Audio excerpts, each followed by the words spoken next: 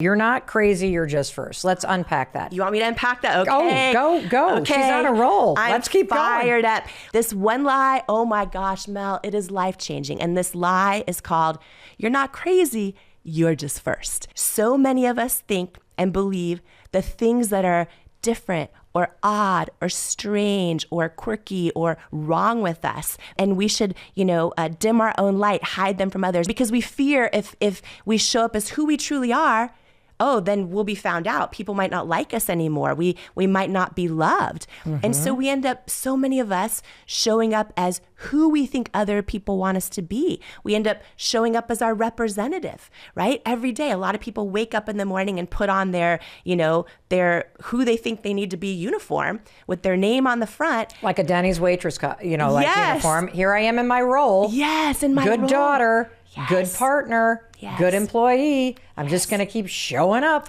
The friend that gets invited, the mom that has it all together, whatever that role is. Exactly. So first of all, it is impossible to have a true connection with another human being if you are showing up as anything other than who you authentically are, whether it's with a friend or a partner or a customers. For everyone listening who thinks like, oh, if I'm me, I won't be loved, or if I'm really me, then I won't do well on social media, or I won't get the promotion, or I won't get the job, or whatever it might be.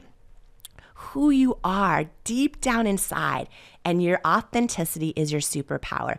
And for anybody listening who has ever felt like that they're different or that they don't belong, growing up as a little girl, I was adopted. I have 5 families who raised me. Families? Wait, families. Can you explain that? Through divorces and then birth family I met later. Okay. And 5 families. Marriage. So blessed. I would not change a thing.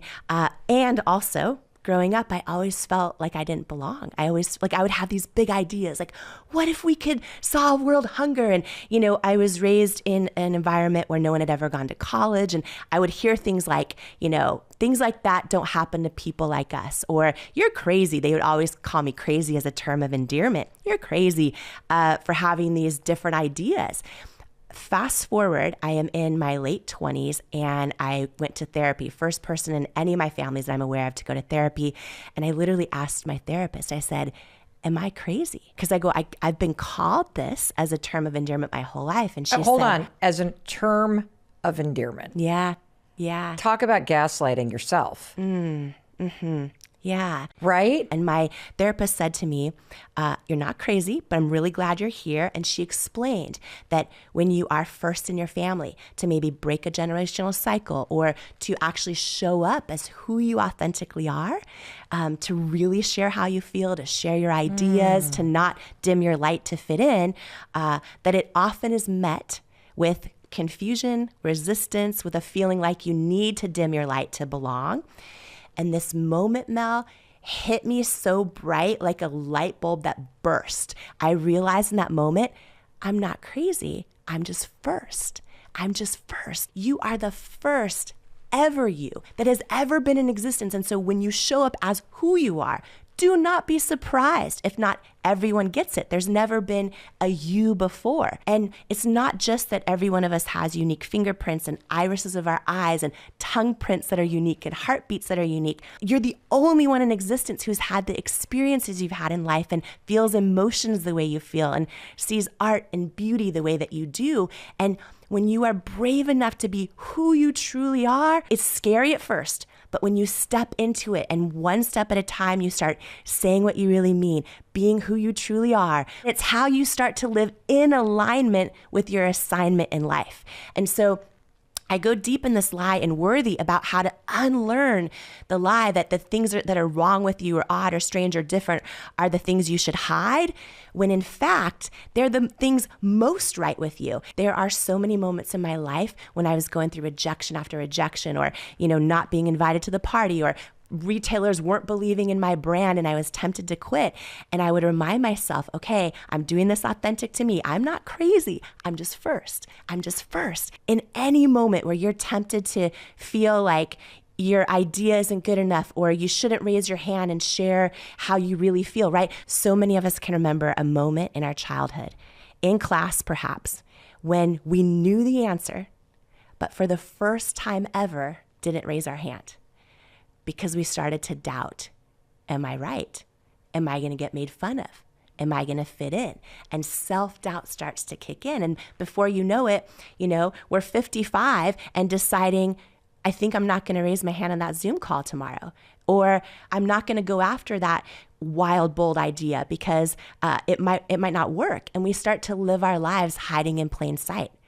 And we can be crushing things all around us that look good to everyone else, but we know we're not living the truest, highest, fullest expression of ourselves. And so for anyone who's ever felt like who they are isn't enough, it is a lie. You are not crazy. You're just first. I wrote a poem. You're not crazy. You're just first. One thing about this, especially in the context of a family system structure, when you feel like there's something wrong with you, or when you get pushback from your family, the reframe from the lie, which is everybody telling you're crazy, you can't do that, people judging you even judging yourself. Yeah. That reframe is so powerful because I've been really surprised by how difficult it is in my own life. But I know in your life as you're listening, to break free of that fear of disappointing people in your family or what their expectations were for you. And so to think, oh, I'm just the first one to go to college. I'm just the first one to not be an accountant. I'm just the first one to really prioritize healing. Well, I'm just the first one that's going to live my life differently than everybody in my family has done forever. And in so doing, I am setting up this lie, you're crazy, and calling it out for what it is and living in the truth, which is, no, I'm just first.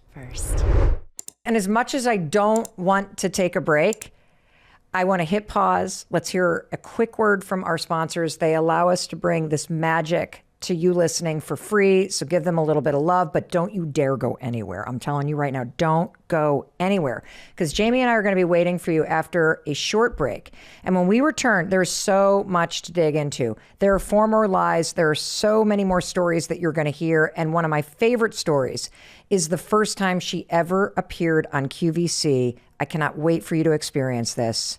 We'll see you in a few minutes. Welcome back. It's your friend Mel, and I am here today with one of my all-time favorite people, Jamie Kern Lima.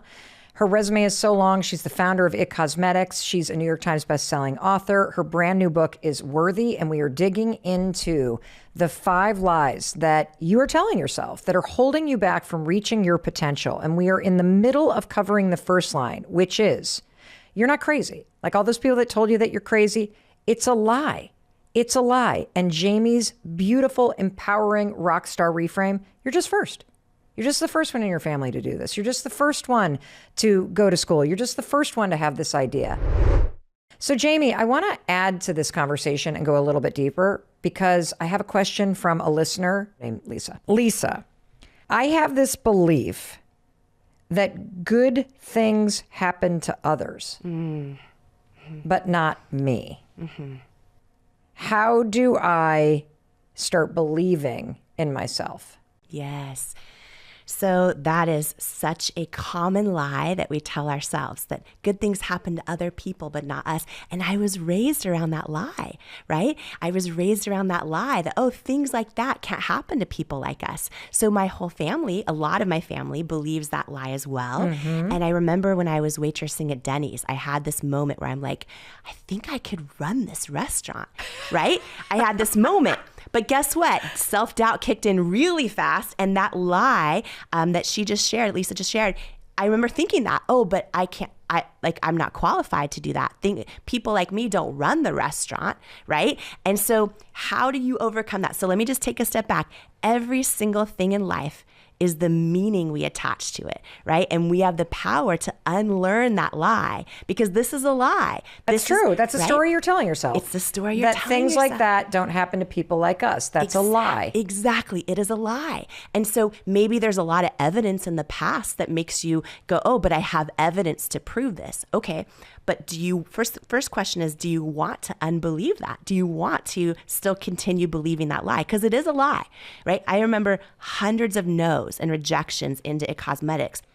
So easy for me to say, oh, I'm a person that not only gets rejected, but I'm a reject. Let it take root in my self-worth level. And then that's when it is a powerful lie that becomes hard to unlearn. Things like that don't happen to people like me, right? Is a lie. And learning to reframe that first step, identifying it, which she did so beautifully in that question, now deciding, do I want to believe that?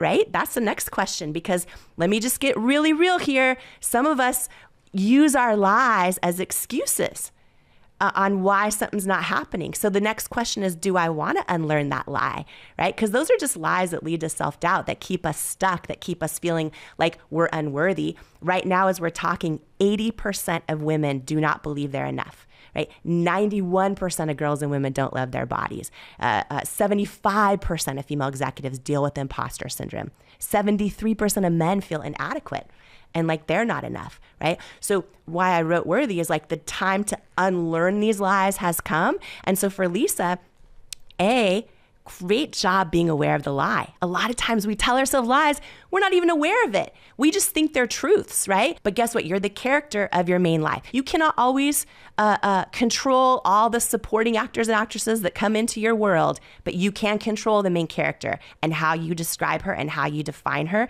and what you want her storyline to be going forward. And so the next question is, do you want to keep that lie, or do you want to unlearn it? If you want to unlearn it, you reframe it, and every time it comes into your mind, you intercept it. You intercept that lie that says things like that don't happen to people like me. You decide, oh, no, my new meaning is things like that haven't happened yet.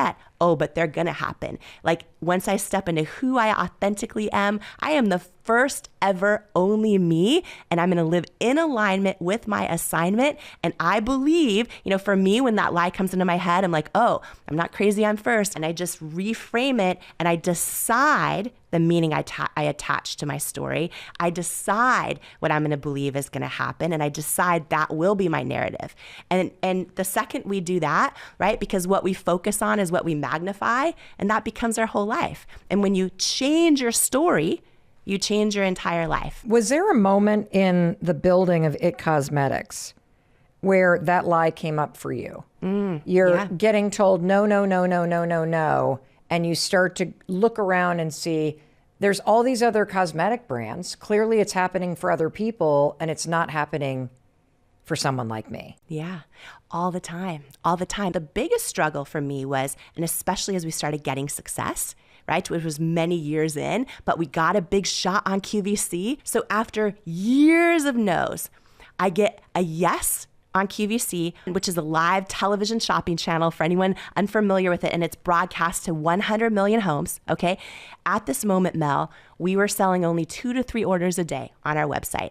And that's not enough to pay the bills, Jamie. No. I don't know if you know that, but that's not enough to pay the bills. We were teetering on bankruptcy for years.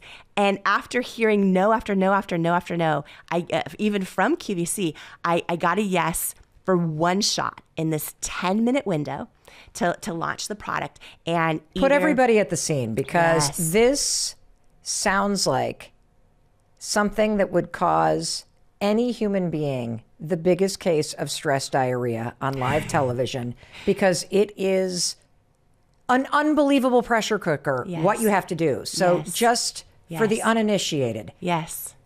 Put us on the set at QVC. You are teetering on bankruptcy. Yes. You're only selling 2 of your products every day. Yes.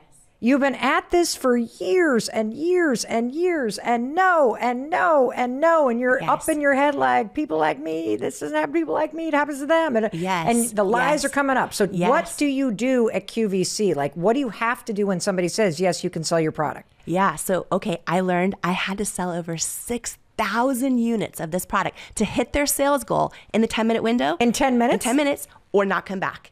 And remember, we're only selling 2 or 3 orders a day, right? So I go to 20 banks trying to get a loan to fund the inventory to do this. 22 banks said no.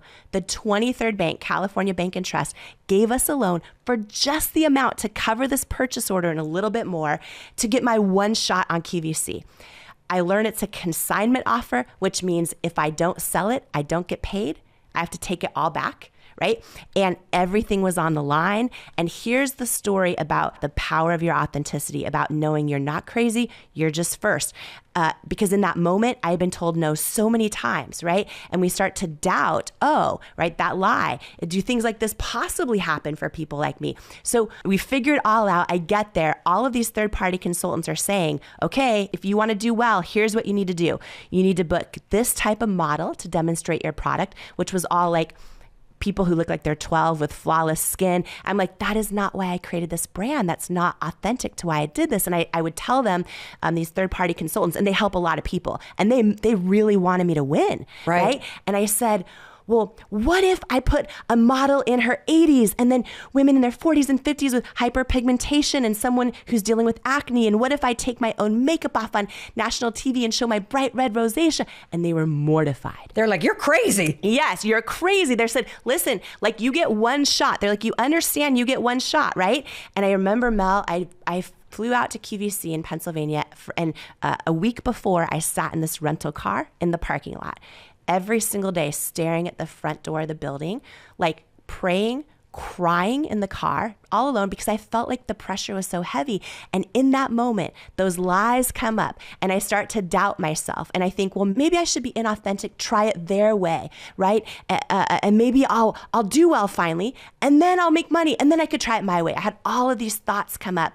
And I remember this moment in that car where I these words that, while authenticity alone doesn't automatically guarantee success, inauthenticity guarantees failure. Every time, over time. You and I, everyone listening, you can see people popping up online everywhere, and maybe they do well for a minute, but this over time, it does not work. Why is Mel Robbins' podcast the #1 podcast? Why? Because look how you show up. Fully authentically, the same way on air as you are off air. I know this lesson, yet I'm sitting there in my car telling myself lies like some of your listeners are writing in, right? Things like this don't happen to me. Everyone's telling me I'm crazy. But I know every single person listening, you are not crazy. You are just first. And when someone does not get you, that's okay, right? You have to align with your authenticity because that's what is your superpower. And I knew that lesson and I was scared out of my mind to trust that, but I did. And I walked into the building, and the moment I walked into the studio, there's these giant clocks on the floor that said 10 minutes. Yeah. I got 10 minutes to hit those sales goals or not come back. And then, Mel, I learned right before I went on air that you're not guaranteed your 10 minutes. If you're a minute or two into your presentation, they know by the second if you're hitting sales numbers. If you're a minute or two in and you're not hitting sales numbers, your clock, you think you have 8 minutes left, it jumps to 1 minute. You're done. So I learned that. And I go on air, and you talk about, you were mentioning Imagine stress diarrhea. I go on air, I'm drenched in sweat. I have on 2 pairs of Spanx under my dress, not because I care what I look like. I was trying to absorb all the sweat so that I didn't sweat through my dress on national TV. And I remember the lights go on, and I was trying to do a demonstration to show how my product doesn't crease and crack on my wrist, and my hand was shaking so much that the host grabbed my hand, put it under the podium. She's like, "Thank you, sugar," and she took over.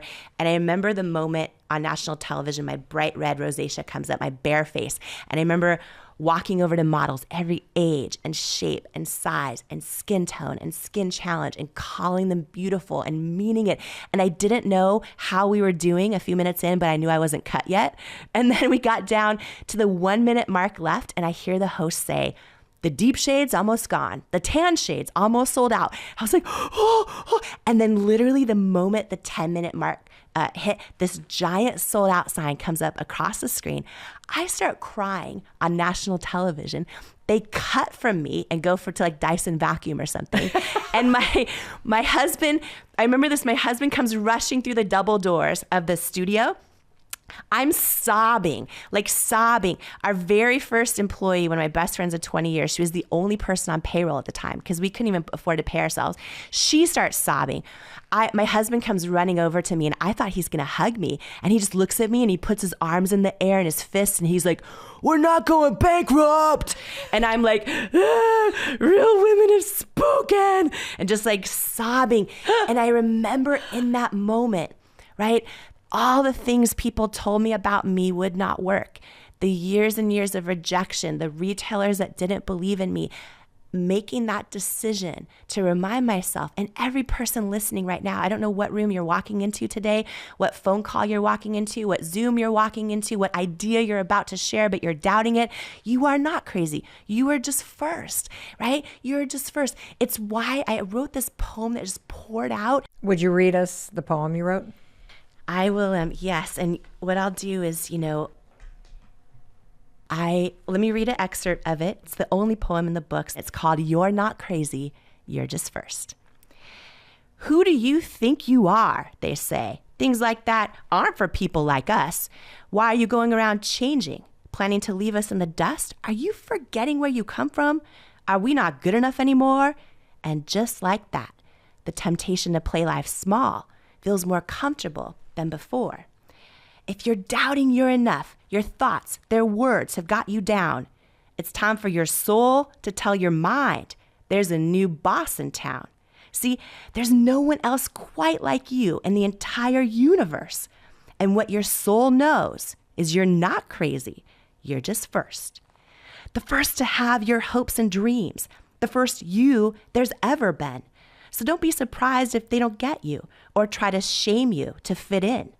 They call you odd, strange, different for having dreams bigger than they can see because those dreams weren't given to them. They see them through fear and anxiety. And even the well-intentioned people who love you to the bone can see you pursuing your dreams as a reminder of them not fulfilling their own. If people like people who are like them, hiding your true self's a comfort zone. But a calling unexpressed inside you leaves you feeling anguished and alone, even inside of your own home. They call you words like crazy and say, we stick together for better or for worse. But what your knowing knows is you're not crazy, you're just first. The first to launch the business, to dust your dreams off of the shelf. The first to believe you're worthy of betting on yourself. The first to beat addiction, to live life sober and awake. The first to end the generational cycle that you know you're born to break. The first to start healing. The first to forgive so you'll be free. The first to love others for who they are, not for who you wish they'd be. And when doubt tempts you to dim your light, always remember this verse. Your soul knows you're made for more, with so much purpose it could burst. You're born with greatness inside you, and whether it's a blessing or a curse, the world won't be better until your greatness is dispersed. See, there's only one of you in the entire universe, and your knowing knows deep down you're not crazy. You're just first. Oh, wow. Are you crying, Mel Robbins? Well, I'm just sitting here. I'm very proud of you. What does that mean to you? It means freedom. When you unlearn those lies that lead to self-doubt, oh my gosh, and you start to ignite those truths that wake up worthiness, like that feels like joy and tastes like freedom. Like that is when we start to feel alive, right? That is when the weight of other people's expectations or even the ones we put on ourselves starts to lift. Like we don't soar to the level of our goals and dreams. We stay stuck at the level of our self-worth, right? We don't rise to what we believe is possible. We will always fall to what we believe we're worthy of. You will never feel joy and fulfillment in life until you learn to embrace who you truly are and learn to believe you are enough as who you are. And that is the truth. Every person listening, I do not care how many past mistakes and failures and regrets, and none of that is relevant when it comes to your worth. And when we learn that, it is the most powerful thing we can do. How do you handle your family that doesn't necessarily want you to succeed because they're more comfortable if you stay stuck and poor like them? How do you walk in your success and enjoy it? And so I think that's interesting because you're saying your kids will figure out who you are and really, really go for it. And a lot of people are struggling because maybe their parents, their loved ones, their friends and family actually kind of prefer if they just stay stuck. Yeah, mine did. Mine did. And, I could tell you on the other side of it, they loved me. They were, most of the time, they truly love you. They're very concerned about you. And let's be honest, if you're an entrepreneur, there's a lot of struggle. And most parents don't want to see their children hurt. They don't want to see you go through difficult times. Then there's the other part of it where they're like, oh, you're all after the money thing, or, what's important is family. And what they fail to understand because of their own limiting beliefs. Here's what's going to happen in your life. People with limiting beliefs are going to be projecting onto you their belief systems over and over and over and again. And as long as you are aware that that's what's happening, that it's not probably, look, there's probably some folks in your family that are antagonistic against you, but the vast majority love you. Mm-hmm. They love you. They're projecting onto you their limiting belief systems. Here's what I can tell you that I know for a fact. That when you win, and I talk a lot about this in the book, the second chapter's about the Matrix, and I talk about Neo, and Neo in the Matrix is the one. Mm-hmm. And you know that I'm well known for saying that, that you can become the one in your family that changes the happiness and success level. Because in every family that you see that's wealthy or just happy, at some point in their lineage, way, way back, they weren't. And then the one shows up, the Neo, the Jamie in that family shows up. And here's what I can tell you, having been a person who sort of has been the one, is that you actually change the way they think eventually. Mm. And that my family now embraces bigger thinking. My family now embraces chasing dreams and maximizing your potential. It took a while, took a couple decades, but that type of talk will not happen in my family again. Mm. And so the fact that that's happening to you in your family makes it even more requisite upon you to go do something great, so that that legacy of limiting thinking and small thinking and playing life small and settling for, listen, it's not just good enough to be a good person in life. You're supposed to contribute. You're supposed to make a difference. You were born to make a difference in your life. And so, a ticket into the game is being a good human. Mm-hmm. A ticket into the game is being kind and caring, which is pretty rare nowadays. So that's a ticket into the stadium. But then you got to get on the field and play. Mm-hmm. And to play the game is what life's all about. We were put here to play the game. Mm-hmm. And I can tell you that on the other side of it, here's the great news. Your family won't think that anymore, that way anymore when you're done. My family doesn't think like that anymore. My nephews, my nieces, my sisters, my mom, my family, they don't think like that anymore. They get it. And so I not only changed the financial dynamic of my family, I changed our emotions. I changed the way we think. And by the way, I would say that had my dad not made the decisions he made, I would have never been in a position. The sacrifices he made allowed me to be the one. And so the other thing, lastly, I'd say is a lot of you have beautiful souls in your family who have sacrificed so much for you. It's incumbent upon you now to rise up and to become that one that finishes the game, finishes the job. Some of you come from families with legacies of real tragedy in your family, or maybe you're born into a dynamic where your entire race has been victimized most of the generations of your existence, and you have ancestors that have sacrificed for you. I don't have that history, but many of you do. Man, you got to do something great and honor them and take it to the next level and honor those sacrifices they made. And so it'll change the way they think eventually. What you just shared is going to change someone's life today. Good. Like hearing that, it's huge. And you talk about the one in your family, and two things to let everyone in on behind the scenes a little bit is, right before we started filming, we were sitting down just now and realized for the first time we both have bagged groceries at Safeway, pushed carts in the parking lot. Yeah, you were better at it than me, though. Yeah, you were saying that I was very good you at put the bread on the bottom and the eggs. Don't put the eggs and the bread and the cakes on the bottom of the canned food. No. Whoops. Yeah. But we were both, the one in our family, right? Yeah. And I think that concept that you talk about is so powerful, because there's so many people out there that have that narrative of like, oh, where I come from maybe limits where I can go. It's like, no, you can be the one in your family. Well, you're a much better example than most people that know your story. You're a tremendous example of that being the case. 80% of women, 73% of men experience a lot of serious self-doubt and a lot of limiting beliefs. You talked about, obviously, one of your biggest, it seems like one of your biggest issues was rejection, this fear of rejection. Would you walk us through sort of your experience with what some of your biggest limiting beliefs were and how you overcame those? Yeah, absolutely. And so I would love to do this with you if you are great with it, with everyone listening and part of this show with us right now. because the fear of rejection and the fear of failure is one of the biggest reasons we stay stuck. And I would love to share kind of a tool, like a real practical framework that we can do in our lives right now to kind of take a step forward in overcoming this. Because I truly believe, and by the way, when I wrote this book, Worthy, it's really because my biggest journey in life has been, how do I believe I'm worthy of my hopes and dreams? And in life, what I know to be true is we can have all the success in the world. We can build all the things and all of that. And those things build confidence, but none of them build self-worth. And we'll never be able to enjoy those things if we don't absolutely feel worthy underneath all of it. Also, for most of us, if we don't have strong self-worth underneath it all, we'll sabotage them along the way, or we'll hit a ceiling in our business or our ideas.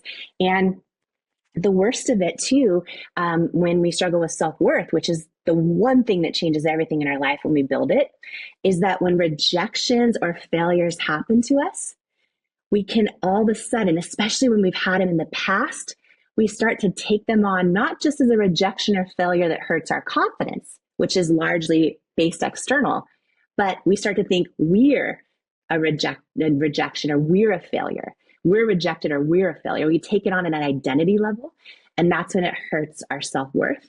That's when so many of us stay stuck and don't go for things. And so, step one is, there's a whole chapter that almost was its own book. It was going to be its own book, but I didn't want to wait 2 more years. And so it's inside Worthy as a chapter called When You Change Your Relationship with Rejection, You Change Your Life. And so here's what I would love to take everyone through. There's a framework called the 4 R's.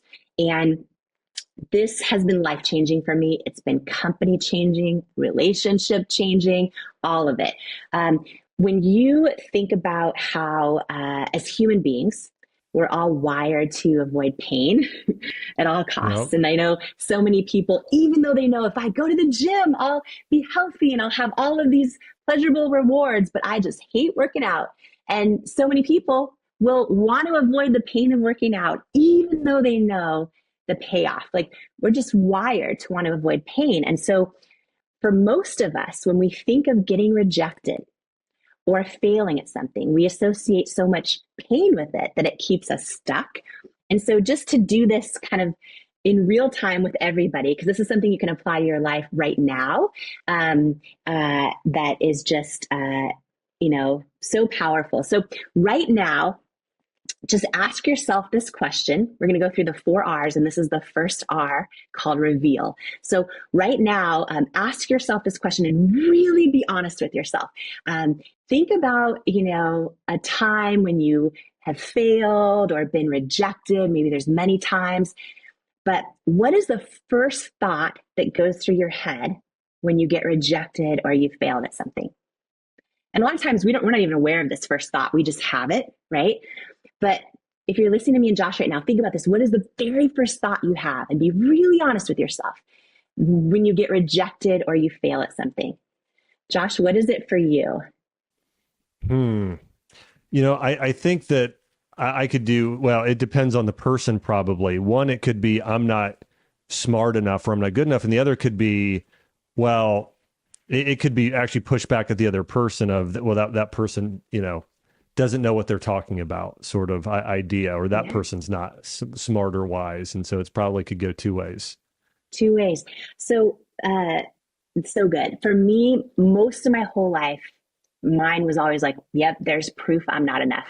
Yep, proof again, I'm not enough would be the first thought I'd have.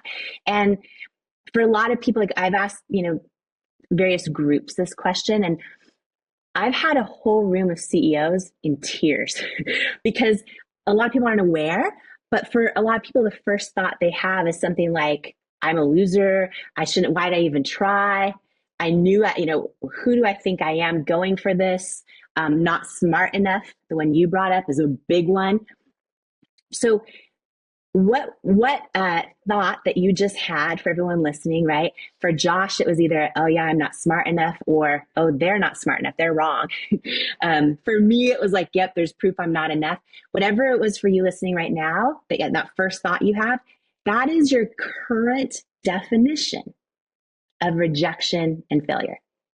So that is the meaning that you attach to rejection or failure, often without even realizing it. And for so many of us, that meaning is so painful that we want to avoid it at all costs. So we stay stuck. We don't go for the thing. We're running a great business, but we don't put our wild idea out there that just might move the needle, right? Because we want to avoid the potential of rejection or failure because of the meaning we attach to it. And so most of my life, it was always like, oh, yep, there's proof I'm not enough. I'm not enough every single time. And what happened is, as I was building at Cosmetics, going through hundreds of rejections, there was one rejection one day. I just had this dream and vision we should be on QVC. You know, when God tells you something and you feel it, but like no one else seems to agree and you don't know why. Right. And like we eventually built the biggest beauty brand in QVC's history. But for 3 years, they said no. And not only no, but you are not the right fit for us or our customers. I mean, there was one no in particular was so painful because we were so close to bankruptcy. And so I'll never forget this no. And I just like crawled under my covers. I started Googling every person I admired most who has built incredible things in business and who has moved the world forward, who's helped heal humanity through love, who's, shifted culture. And I started reading about all their stories, and every single one of them has gone through countless rejections and failures on their journey. They're just the brave ones willing to keep going anyways. And so that day I wrote down, rejection does not mean I am not enough. Rejection means this is a victory because I'm one of the brave ones willing to go for it. Like, I'm not going to just live my life on the sidelines and then deal with all this regret of never trying. Like, I'm going to decide right now. And here's the thing, you have to believe this to be true in your soul. But I decided right then, okay, every time I get rejected, I know my first instinct is going to be that old definition. Oh, I'm not enough. I'm going to intercept it. I'm going to replace it with that new definition. This is the second R, called redefine. And from now on, when I get rejected, I'm going to say, this is a victory. I mean, I'm one of the brave ones willing to go for it. And of course, I have to intentionally believe that for it to feel true. But over time, it does.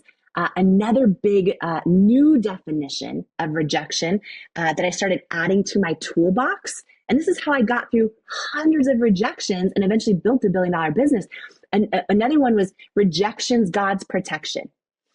And I would look back at past rejections and be like, oh, now I see how. It didn't make sense at the time, but it was God's protection. And I remember one moment, Josh, there was, we were down to no money. I didn't know how we were going to make it. And a potential private equity company, a potential investor, had gotten hold of our product. And they're really well known, and they've turned a ton of small companies in pre-revenue into big businesses we all shop for in grocery stores and big box retailers. And I was so excited. I thought, oh my gosh, if they invest in us, then A, we're not going to go bankrupt, and B, what if they use their leverage to get us into all these stores that keep telling me no? And I was so excited, and we went through meeting after meeting after meeting, and we started the diligence phase where we brought on lawyers. It was a whole thing. We got to the final meeting, and my husband and I flew up for this meeting and presented the whole future product pipeline.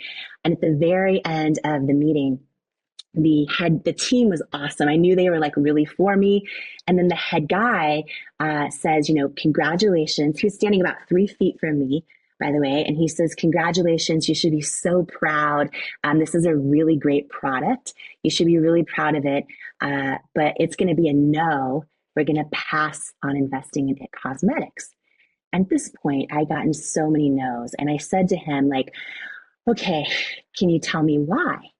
Because feedback is usually a gift. And he just got really quiet. And then he says to me, do you want me to be really honest with you?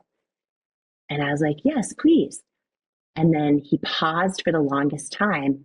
And I remember the moment his mouth started moving, and he says to me, I just don't think women will buy makeup from someone who looks like you with your body and your weight.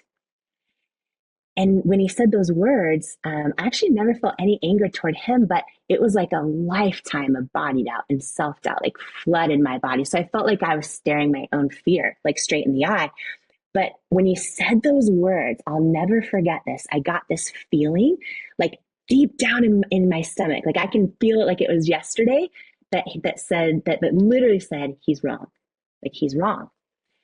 And I didn't know how to prove it, but I got that feeling, that knowing, which is when I pray, that is how I hear God, not still small voice. And when he said those words, I just don't think women will buy makeup from someone who looks like you with your body and your weight. And I got that feeling that the city's wrong. When I look back at that moment, what I know happened is that he gave me a no, but God gave me a knowing. And I believe every one of us, I believe our intuition is stronger than anyone else's advice. And I believe so much of our life will come down to which one we listen to, the no or the knowing. And so many of our most painful rejections can come from other people, like this one did. But most of our most painful rejections can come from ourselves and the things we're telling ourselves. And being able to tune into what is the truth and what isn't, and how are we going to define or redefine rejection. And so in that moment, when and by the way, every one of us deals with rejection in different ways every single day. And when he said those words to me, I just remember making the decision. And by the way, I went out in my car and I cried. But I made the decision: rejection is God's protection. And I don't know how it's God's protection right now, but I'm going to believe it. And that was one of my favorite go-to definitions. And then 6 years later, I hadn't heard from him in 6 years.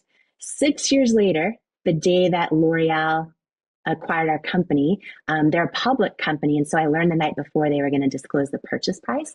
And so it was everywhere. The homepage of the Wall Street Journal, it was everywhere that L'Oreal paid $1.2 billion cash and made me the first woman to hold a CEO title of a brand in their 100-year history. It was everywhere. And it was the first time I heard from him in 6 years. And he said, congratulations on the L'Oreal deal. I was wrong.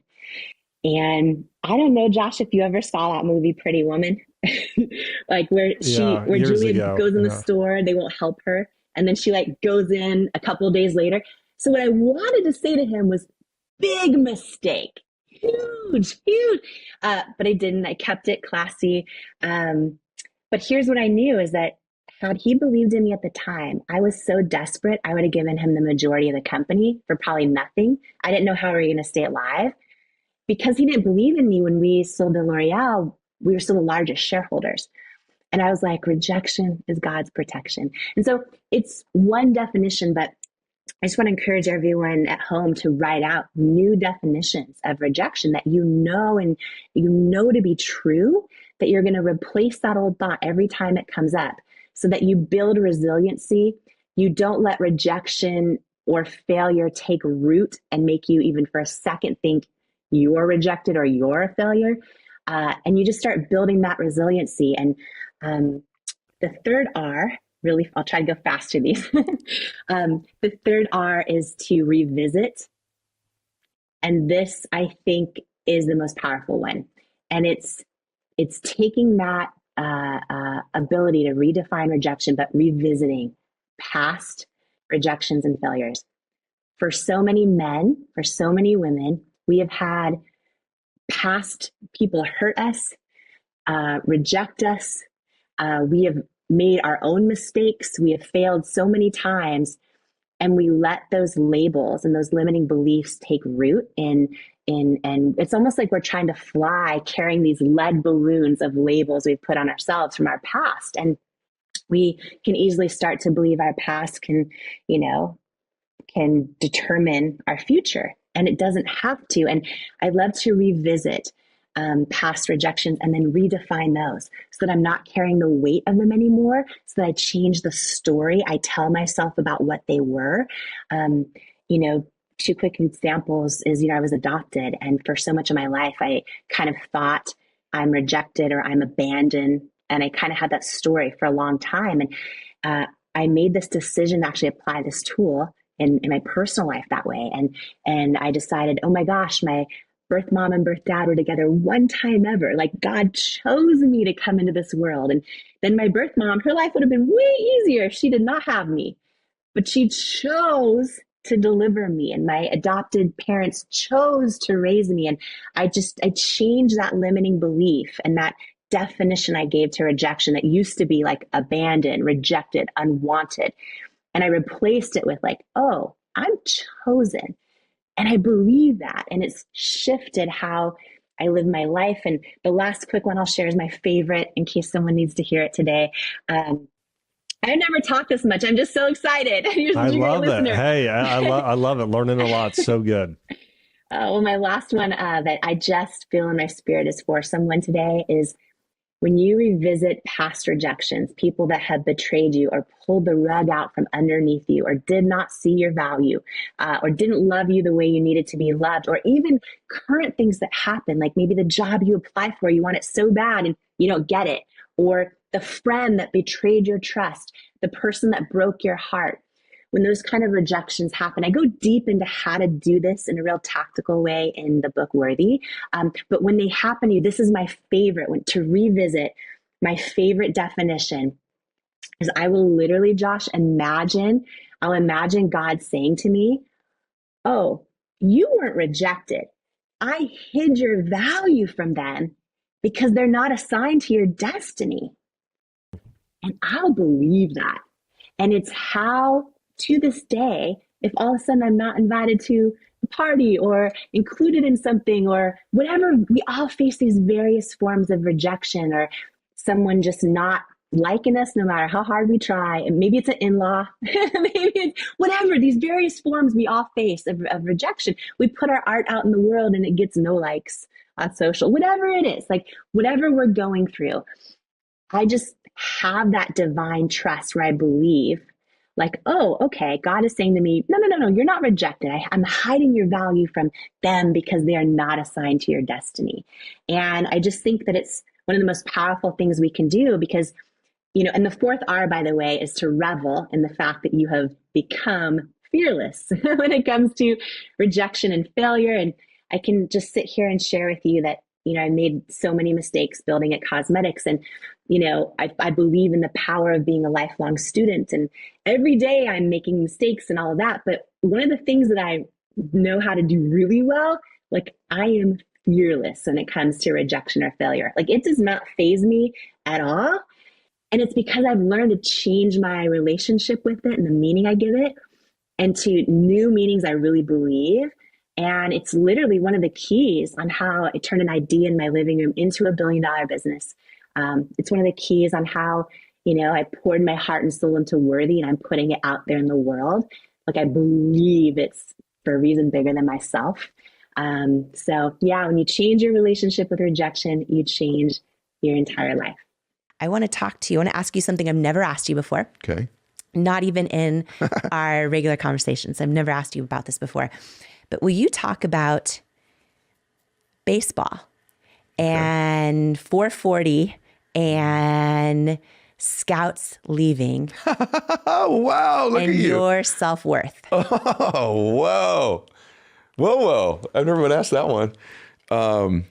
Wow. Okay. So I'm in college and I think I was leading the nation in hitting. But I was hitting 440 and you're amazing. Now you're going to make me really emotional. But so I think I was leading the nation in hitting, or I was close. Anyway, I was hitting 440, and I remember my coach coming to me going, "Hey, listen, we were playing in UNLV. We played it there, and I had a great series there." And he goes, "Hey, next week we're going to go down and play Cal State Ford, and these are top teams in the country." And he goes, "I just want you to know there's going to be a ton of scouts there.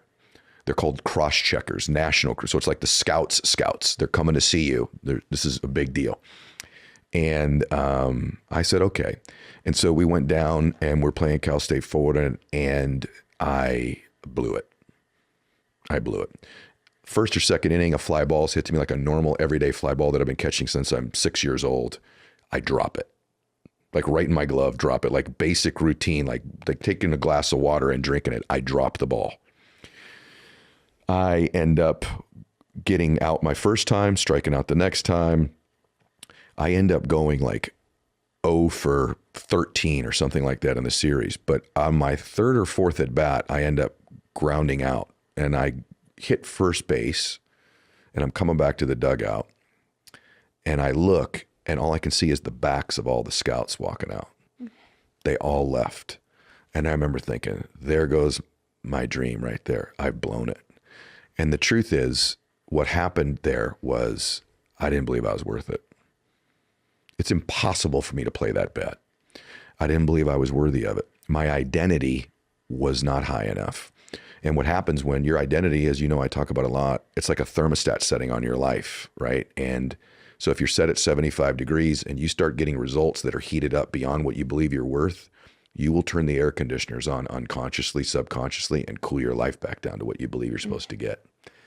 And it's a true thing. If you don't raise that identity thermostat, that worthiness thermostat, you'll cool it back down. It'll seem coincidental, like, ooh, the wind blew the fly ball, sun was in my eyes, or in business, supply chain affected my business, or, I had to loan some money to a friend.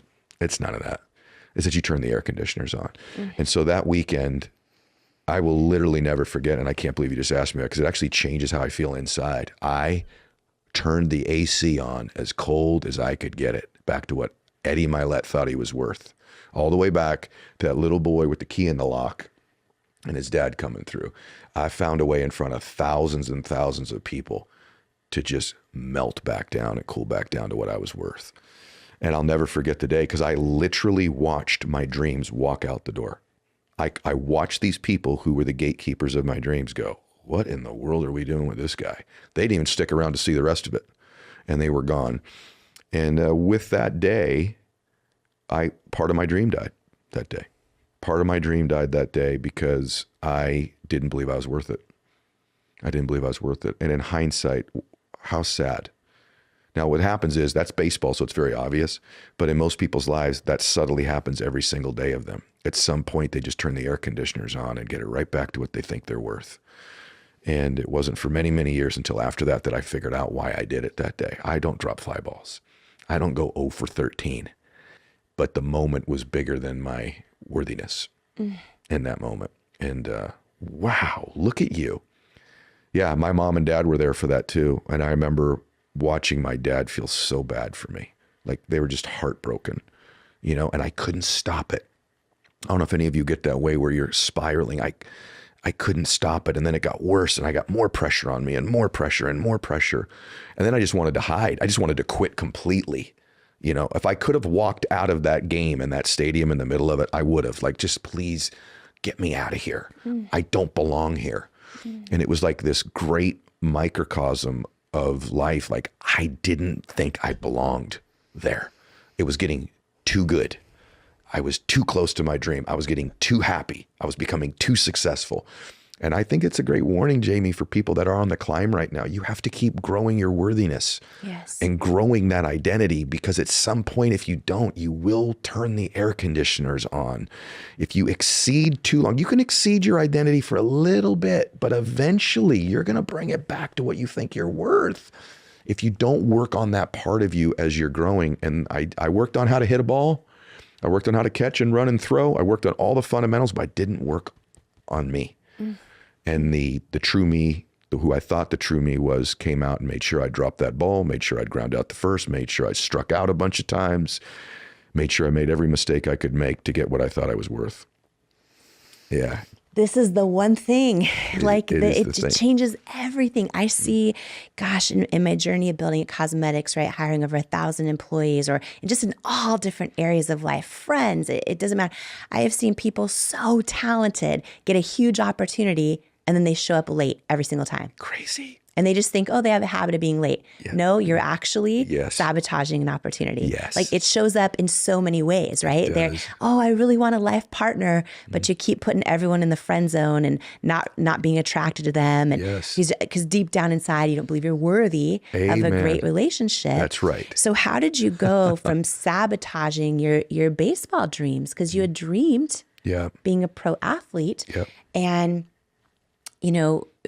and now you help Athletes. literally athletes, the best athletes in the world. Right. I know that you coach presidents of world leaders. You coach so many different people to overcome their limiting beliefs, Yeah. right? And I want to take a big step back here. I think in some spaces, like there's the personal growth world where everyone there knows what a limiting belief is. I think that I have 5 families through being adopted.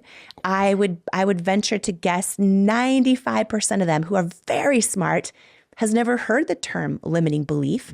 And just to break it down, because this may be, oh my gosh, of the other 200 things that are already breakthroughs in this episode. This one thing could be really, really big for somebody who's just listening right now. But we all have, so many of us have limiting beliefs in our life. And you've just talked about a few of them of, I'm not worthy of this, or I'm unqualified, or I'm not talented enough for this. I'm not, we all tell ourselves, I'm too young, I'm too old, I'm not smart enough.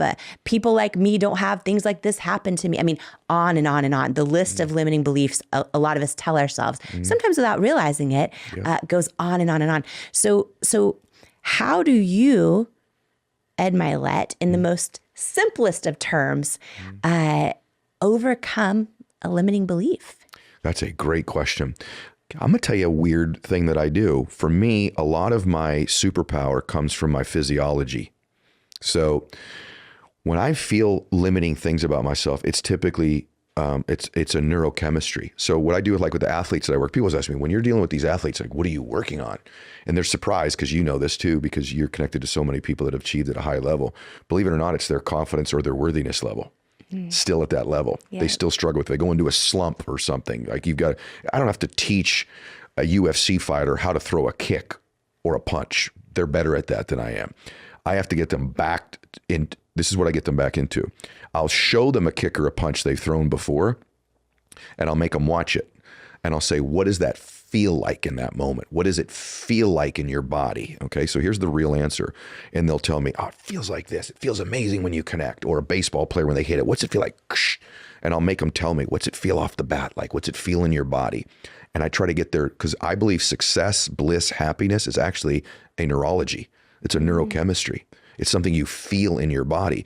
Any of you that have ever kind of been in that zone before, like, wow, I gave a good meeting right there, or that was an amazing conversation. You feel something. There's a calmness, a frequency to how you feel. And so what I will do to overcome my limiting beliefs is I will get my body back in that state of achievement. So for me, it might be a walk or I'm moving. I don't read my goals sitting down. My goals are done when I'm working out because I'm at a peak physical state. So I link it in those moments. So what I get with my athletes, or I do with myself, is I will shift my body into what I believe is like a peak neurochemistry. And then I can believe anything I want to about myself in those moments. It's when I'm not in that state that I suffer. I suffer when my body's not moving. So that's why Tony Robbins' work is so profound, because what he does is he gets you moving and he's changing your neurochemistry, he's changing your neurology. So believe it or not, even with people that run big companies or countries, I will get them to get into the neurology they want and then link what they're doing physically to that state. So it's a technical thing, but it's something I do. Here's the other thing I have. I have 2 or 3 people in my life. That's the complicated thing, is changing your neurochemistry. The simple thing that I have is I have 2 or 3 people in my life, maybe it's 5 now, you're one of them, who will tell me the truth about me, who will get me to break through those limiting beliefs. I think you only need one other person in your life who believes in you super deeply, who can tell you when you're doing that to yourself. And I do it all the time. I still limit myself. I don't know if I could do this. I don't know if I could write another book. I don't know this. And you're like, are you crazy? That's an amazing book. I don't know how many times you've been telling me about this book that I'm supposed to write. And your belief in me oftentimes can override the limiting beliefs I have. So if I can give you 2 gifts, it would be 1, move your body in a resourceful way where you have that superhuman physiology going, and then do your thinking. Okay. In other words, don't think from an unresourceful state. Like when I wrote my book, I would move my body before I would write. When I do my goals, I move my body. So if you're in a limiting belief, you're probably in a limiting physiology, a limiting neurology, a limiting neurochemistry. Move your body to get things moving, and then think, and then tell me how you feel. Okay. And you will think differently when your body's changed. And there's so much more coming up in this episode. You are not going to want to miss it. But first, I wanted to share this with you. In life, you don't soar to the level of your hopes and dreams. You stay stuck at the level of your self-worth. When you build your self-worth, you change your entire life. And that's exactly why I wrote my new book, Worthy: How to Believe You Are Enough and Transform Your Life for You. If you have some self-doubt to destroy and a destiny to fulfill, Worthy is for you. In Worthy, you'll learn proven tools and simple steps that bring life-changing results, like how to get unstuck from the things holding you back, build unshakable self-love, unlearn the lies that lead to self-doubt and embrace the truths that wake up worthiness. Overcome limiting beliefs and imposter syndrome. Achieve your hopes and dreams by believing you are worthy of them, and so much more. Are you ready to unleash your greatness and step into the person you were born to be? Imagine a life with zero self-doubt and unshakable self-worth. Get your copy of Worthy, plus some amazing thank you bonus gifts for you at worthybook.com or the link in the show notes below. Imagine what you'd do if you fully believed in you. It's time to find out with Worthy. Who you spend time around is so important, as energy is contagious, and so is self-belief. And I'd love to hang out with you even more, especially if you could use an extra dose of inspiration, which is exactly why I've created my free weekly newsletter that's also a love letter to you, delivered straight to your inbox each and every Tuesday morning from me. If you haven't signed up to make sure that you get it each week, just go to jamiekernlima.com to make sure you're on the list, and you'll get your One-on-One with Jamie weekly newsletter and get ready to believe in you. If you're tired of hearing the bad news every single day and need some inspiration, some tips, tools, joy, and love hitting your inbox, I'm your girl. Subscribe at jamiekernlima.com or in the link in the show notes. And now more of this incredible conversation together. And have 1 to 5 people in your life who will speak truth to you when you're lying to yourself about the things that you're limited to do. And typically for me, those are the 2 things that shift me out of these limiting beliefs. I also need someone like you to talk to go, you're playing too small. You're thinking too small right now. Come on, this is what you're capable of. And you'll do that with me all the time. And you'll even challenge me. I want friends in my life. Here's the kicker. I want friends in my life who love me. Everyone says, I just need people to accept me as I am. Do you? Do you? Like, I want people to love me as I am, but maybe not accept me. In other words, I want people to see me as I'm capable of becoming. See me. I think real love, like with my children, I love them, but I don't always accept their behavior, right? What if I accepted everything my kids ever did? Is that real love? No. So what I see is how my kids could be, or what their behavior could have been. I want friends who go, I love you no matter what, but I don't accept this behavior from you. I don't accept that limiting belief. I don't accept that you believe that about yourself because I know better about you. So I have people in my life who love me enough to challenge me when I'm doing that to myself. You are one of those people. You do that very regularly with me. You remind me of how much you believe in me and how much you love me and what you think I'm capable of. And I have enough trust with you that I believe you when you say it. Sometimes I believe you when I don't believe me. And so I would say, get that neurology and find these blessings in your life where these people love you, but they're not always just going to accept your behavior or your performance level, that they're going to challenge you. I want friends who challenge me, love me, but challenge me. And I have the blessing of that. And you're one of those blessings, as you know. Yeah, as are you in my life. As I opened this episode, one of the few people on the planet I call when I am forgetting the greatness inside of me. Yeah, I remind you all the time. It's easy. It's easy with you. Unlearning, this is all about the lies that lead to self-doubt and then the truths that wake up worthiness. This is a whole section about the lies, y'all. How many? Share with me in the comments and wherever you're posting from, if you have believed some of the lies that cause self-doubt. Who in this room has believed some of the lies? Me.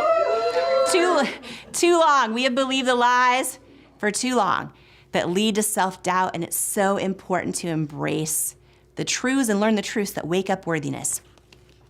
So, section 2, unlearning.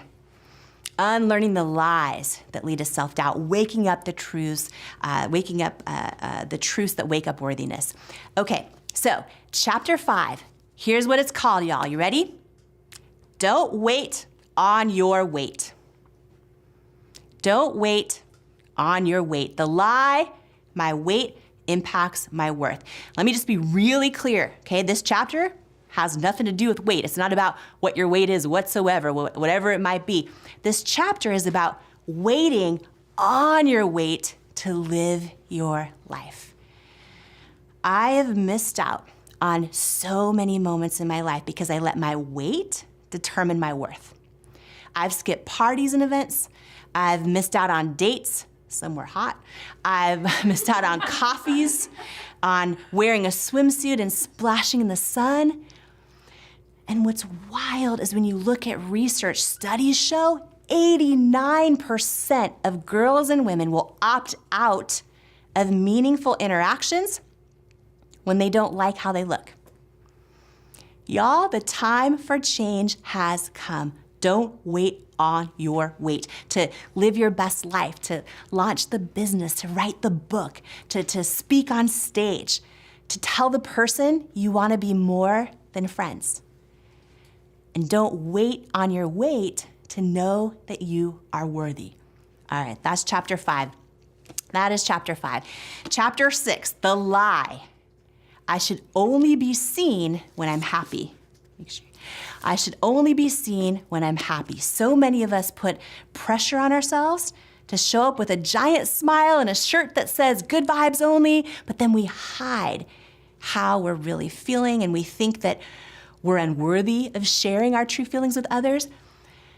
Every time that we do this, we are telling ourselves we're unworthy of being who we truly are.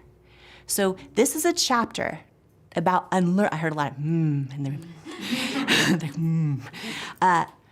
This is a chapter about unlearning that lie and embracing the power of true, authentic connection. All right, chapter 7, the lie, I don't deserve better. If you've ever stayed in an unhealthy relationship or a friendship with a friend that doesn't truly value you like you deserve or like you value them, or you keep not setting that boundary with that family member, or maybe you've let people mistreat you because you fear being alone, this is a chapter about overcoming the lie that you don't deserve better. Chapter 8. So, the lie, I don't have anything special to offer. If you have ever dealt with imposter syndrome, or like your ideas and gifts and talents have already been done better by other people, you're gonna love chapter 8. Chapter 9 is all about the lie that I need to please them to love me. If you are a people pleaser, this chapter is for you. It's all about how people pleasing impacts your self-worth, right? So when you believe the lie that you need to please others in order to be loved, you're gonna love this chapter because it teaches you how to unlearn that lie. And so often when we're people pleasing for others, we're betraying ourselves. So this is a really powerful one. Chapter 10, okay. The lie, if I stand out, I'll get kicked out. Have you ever felt that way? Have you ever felt like if I stand out, I'll be kicked out? And when at our core, we all crave love and belonging, this could be a real fear and a real lie that we believe. So if you're somebody who dims your light, this chapter is for you. Chapter 11, the lie, I'm an imposter and not enough on my own. If you feel like you need someone else to rescue you or complete you, whether it's a romantic partner or even a mentor, this is a chapter that dives deep into the lie that you are not whole on your own and as you are. Okay, chapter 12, the lie. If I'm me, I won't be loved. This chapter dives into the power of embracing and loving who you authentically are and how, here's the thing, y'all, okay? Take note of this, okay? You can only ever achieve the depth of love and intimacy with others as the depth of love you have for yourself. So many of us are like, what's missing in my friendships? They don't feel fulfilling, or what's missing with my partnership? And yes, of course, we all have lots of other issues. Well, I'll speak for myself. A lot of us have lots of other issues. But this is so big, y'all, because so many people go their entire lives and never realize this, that the depth of love and connection you can have with another person can only ever be as deep as the depth of love and connection you have with yourself. And that's what this chapter is all about. Chapter 13, the lie, labels are permanent. If you have let something that someone else said about you stick like a label, and maybe it's something that you believed about yourself, you could do it on your own too. We all give ourselves labels that's somehow become this like heavy label, right? Maybe it's a label that says hurtful words like failure or unattractive or unqualified or uncool or bad mom, right?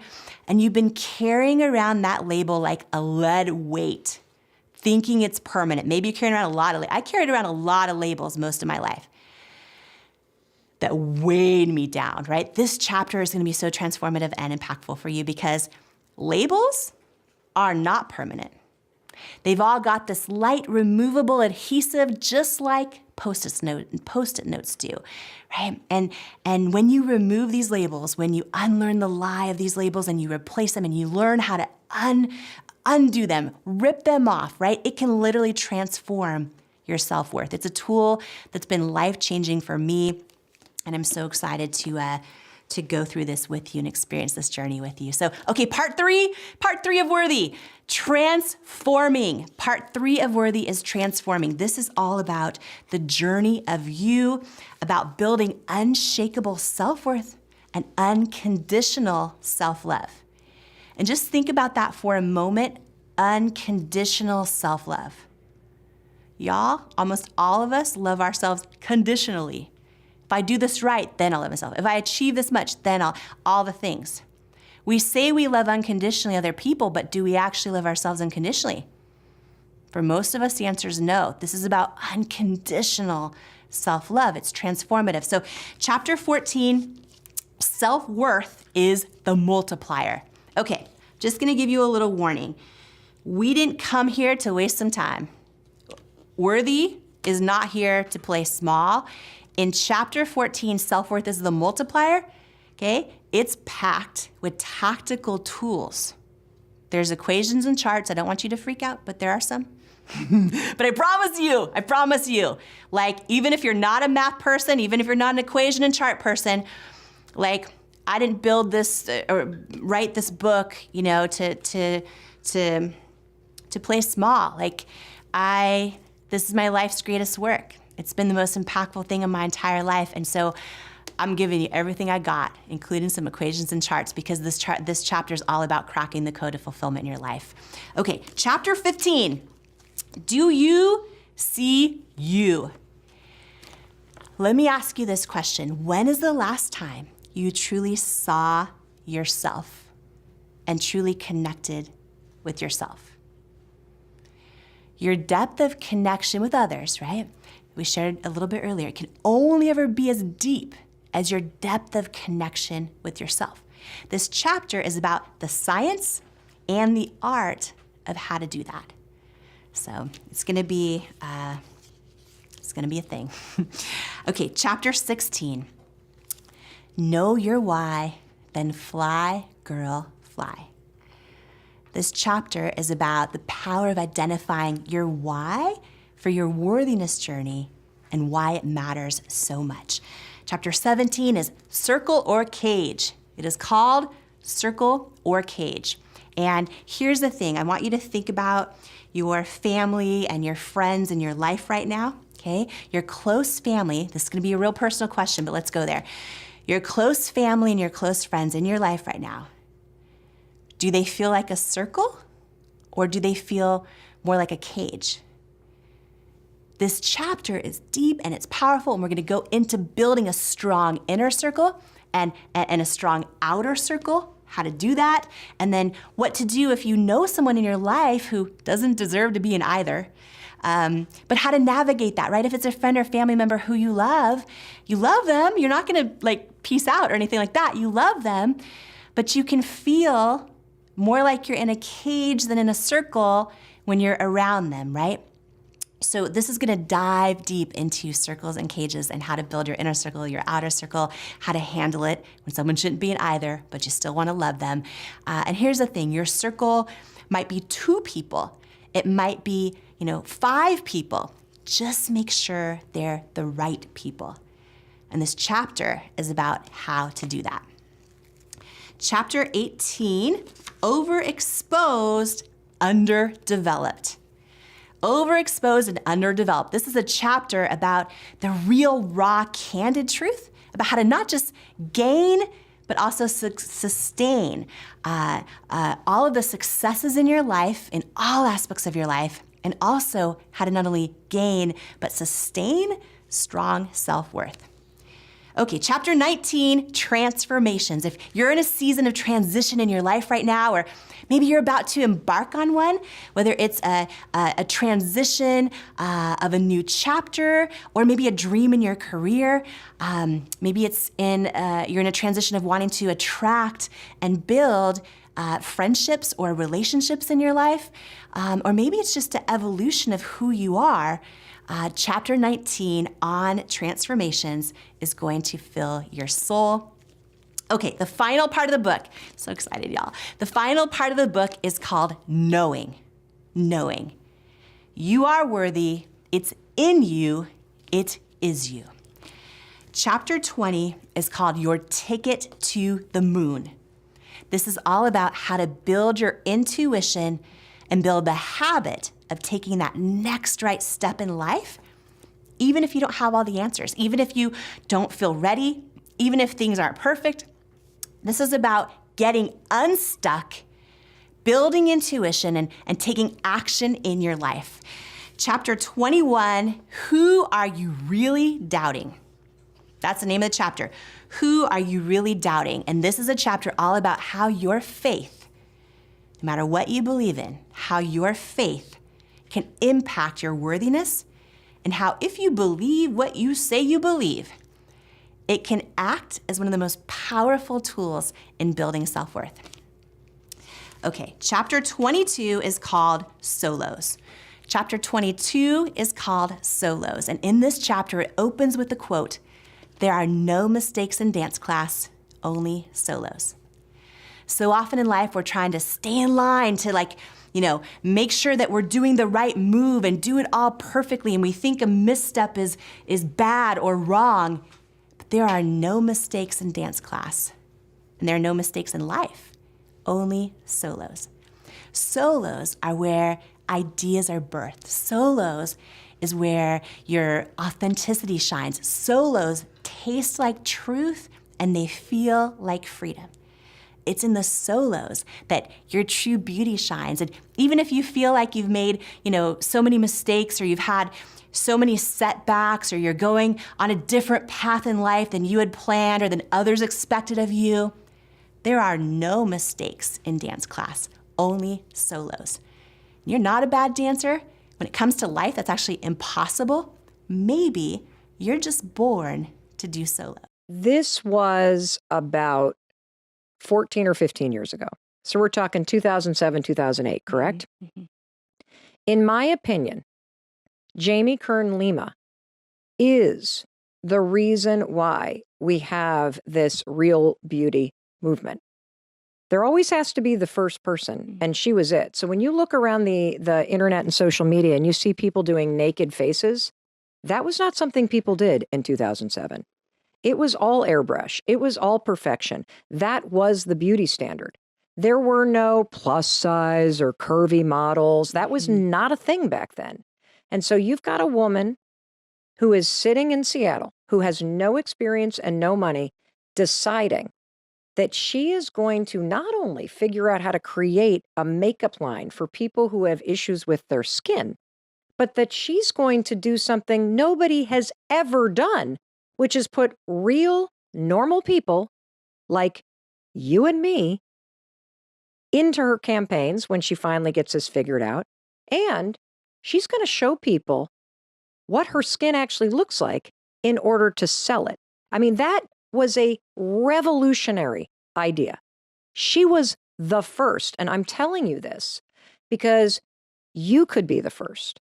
You have something inside of you that is a problem, something that you can solve. And you could be the first to change the way that people think about an issue. And so, Jamie, let's pick up the story, because how do you go from this aha moment, like, oh my God, oh my God, oh my God, to doing something? Yes. Because I think some of us have aha moments, right? Yep. And then we But we don't do anything. Yes, because we doubt him. We Yes. doubt him. We think like, oh, someone's already done it. Yes. Or, oh, whatever. First of all, if you're out there right now and you think, oh, you have an idea or a way you want to show up in the world or someone else you want to help, but you think, oh, someone's already done it. Literally, there's only one of you in the entire universe, which by definition means no one has ever done it the way you're going to do it. So when I launched this. Say that again, Jamie, for the people that are like, whoa, whoa, whoa, kids, calm down. Wait, Jamie just said something. I was doing my dishes. Say that again. Talk about the fact that this matters. This is huge, because I think the biggest reason we talk ourselves out of things is we think, oh, someone's already done it. Yes. Someone's already done it before, who must be smarter than me or more talented or more whatever it is than me. And what I have learned and then proven. And I want to tell you too about I'm going to get so excited, Mel, because when you do this thing, like, don't be shocked then when there's millions and millions of rejections and people don't get it, right? Because it's never been done before, right? Oh, yes. Because there's only one of you. There's only one of you doing it the way you're going to do it. But just to recap that, there is literally only one of you in the entire universe, right? And so if you are going to show up to this world authentic, that means whatever you do, if it's authentic to you, it's actually, by definition, it's never been done before, right? And so when you show up that way, don't be surprised if not everyone gets it right away. Or, in my case, all the experts I put on pedestals all said no, that this idea of how I wanted to connect with women, they thought it wouldn't work, and they thought I wouldn't therefore make them any money. But can I ask you a question real quick? How did you go from the aha Yes. to starting? So what did that look like? Like, because I Yeah. think, like, if you're in this space where, let's just use an example. You've never actually, you don't know the first, you have this thing about catering that you just can't get it out of your head. You want to do these events. You've never actually done this because you had never done anything with makeup. You had no idea what you were doing. Yep. You have an idea and you have an aha moment. Mm-hmm. What was the first thing that you did to start to make this real? So leaning on that, why I had to do it and why it felt like it was going to be part of my purpose was a big thing that helped me actually take the risk, quit my job. Wait, you quit your job because you had an aha moment? Yeah, it was deep. I was like, if I had, what did it feel like? It felt like if I didn't do it, I would wake up the rest of my life with this pain in my gut, this longing, knowing I was created for more. It felt like if I didn't do it, I would have the pain of regret. And if I did do it, I might have the pain of failure and maybe the pain of embarrassment and then maybe the pain of, oh, wow, that doesn't feel like it went how I thought it was. I knew it was this big risk. I knew I was leaving what I thought was my dream job. Why did you have to quit your job? Just curious. It was literally from day one, I was all in. Like I dove all in. I knew if I was going to do this, I needed to just go all in on it. I started, I do not recommend this, but I started working like 100-hour weeks from the beginning. I was so freaking passionate about it. Like I couldn't stop thinking about what if I can actually figure this out? What if I can literally, because it became a big So did dream. you have any savings? Like, do you have a little bit of Very savings? little Because you didn't savings. pay yourself for the first 3 years that you did this. First 3 years. So basically, my husband and I wrote this business plan, right? Yep. Quit our jobs, dove all in our living room. We poured all of our savings into it. I thought, Mel, and this is for someone watching us right now, I know this. I thought if I can figure the product out, it's going to be huge. Right. And then I realized, like, oh, being an entrepreneur or launching a dream is not always that easy. We put every penny we had into it, and once we actually created a product, and we were scrappy. If you want And to know how did you create a product? Like, are you in your Yeah. kitchen buying stuff at the grocery store, or how does this even work? Okay, so no, so first, I love that, technology is right there, right? So researching how are makeup formulations made, who makes them, what are the FDA regulatory compliance, all the unsexy stuff I know nothing about, just diving into the research phase of how does this happen. And then what I learned is that manufacturers are our makeup companies' closest held secrets, right? Like closest held secrets.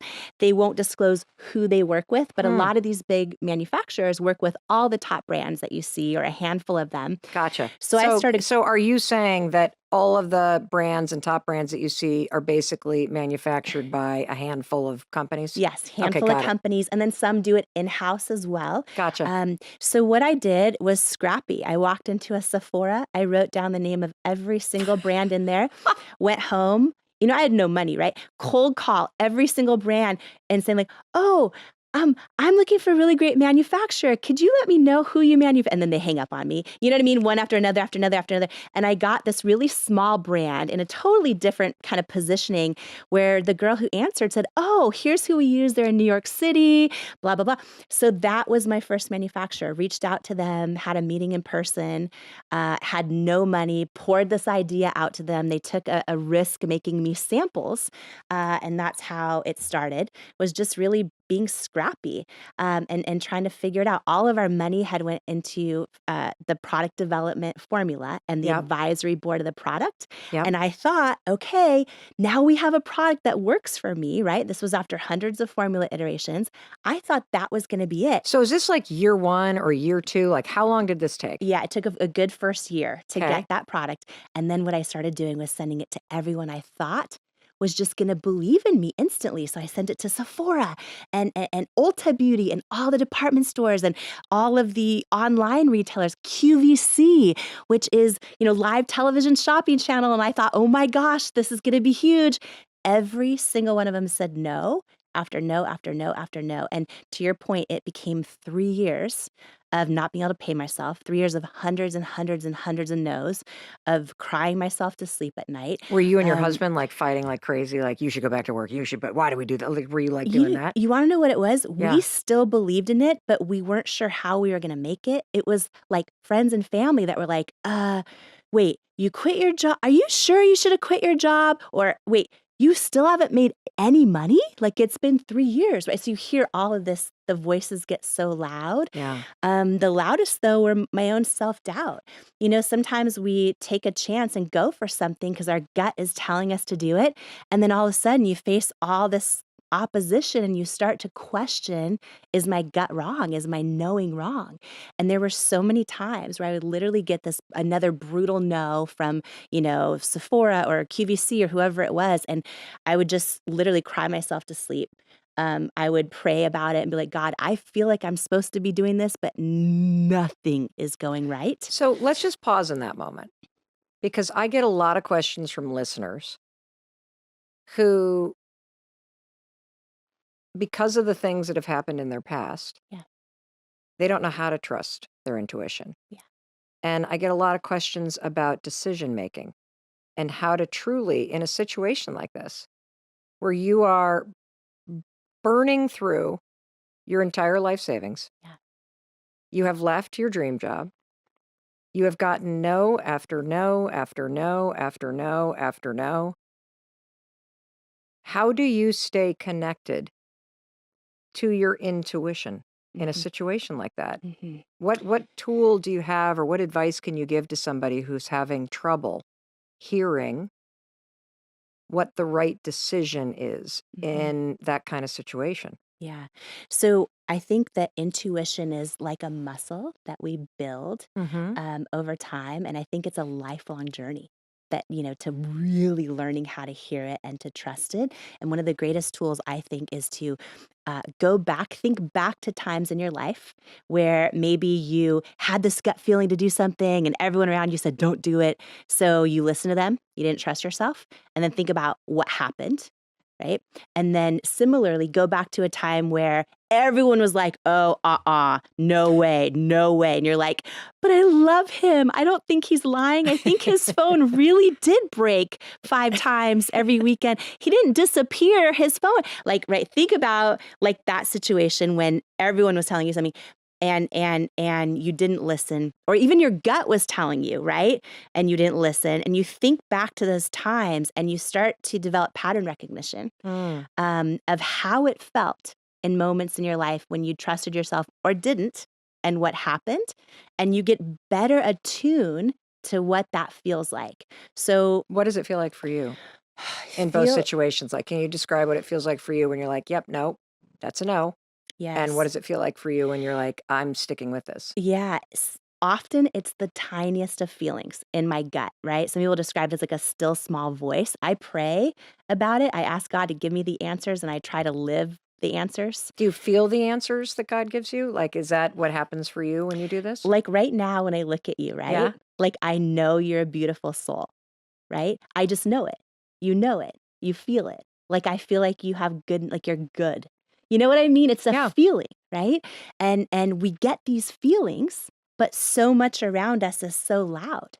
You know, and we just learn over time. And by the way, not to go, this could be a whole other episode, but especially as women from the time we're young, we learn not to trust ourselves. We walk in to our parents fighting and we go, is everything okay? They're like, everything's great. Everything is great, right? To protect us, we start to learn to doubt like, ourselves, baloney. right? Yep. But you know, or, you know, especially as young girls, you learn to make decisions by consensus, often with your friends. And making other people happy. Making other people happy.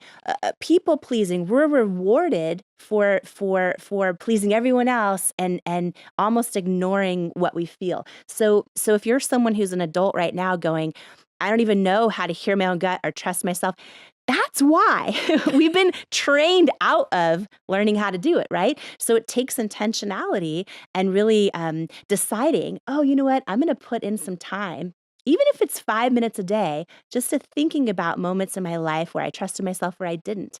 And if you don't remember any of them, start now. You know what you just inspired me to think about? I don't even know if it's possible to do this.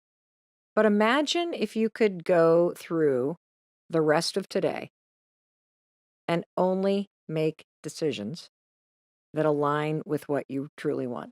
If you don't want to go to that party tonight, don't go. If a friend asks you something and you feel obligated out of guilt to lend them that thing, don't actually lend them the thing. Yeah. Eat what you want to eat tonight for dinner. Don't just go to wherever your friends want to go. Like, I think that would be a real eye-opening experiment if you were to do that. And you start building that muscle, right? And the more you do that, some people don't even pay attention to what they actually want to eat for dinner. They're just like, what sounds good to everyone? But to your point, when you start paying attention, then you also start building that knowing of hearing your own knowing. Do you think it's possible to discover your unique purpose in life if you are not connected and listening to your intention? And intuition, I mean. And your own intuition. Here's how I think it's way more likely, and you're going to actually discover more than one purpose often if you're really tuned in to your intuition and you're intentional about it. But what I'll say for someone who feels like they can't hear their gut, but they still want to find their purpose, a friend of mine, Rory Vaden, says that you're best positioned to serve the person you once were. Right? Trent Shelton, our friend, says one day the things you're going through right now will be the things you made it through. Yeah. And what I would say to someone listening right now is look at something in the past that has broken your heart, that has caused you grief, that has been something that you care deeply about, whether it's positive or negative, that you've gone through, something you care deeply about, or maybe pain you've gone through, something you have made it through. I believe often when we go through the hardest times in our life, it's for one of two reasons. What are they? It is to either equip us with the strength we need to carry the weight of our success that's to come, to carry the weight of our purpose that's to come, Or we've gone through these horrible, unspeakable times, things we would never want to happen to us again in our life, because we're actually going to get our greatest source of fulfillment and purpose by one day helping someone else who's going through them. And I love that saying that you're best equipped to help the person you used to be. Ladies and gentlemen, rock this house and welcome to the stage, Jamie Kern Lima! Jamie Kern Lima! Every single one of us has had someone tell us we're not enough. Every single one of us has had someone say words to us that hurt.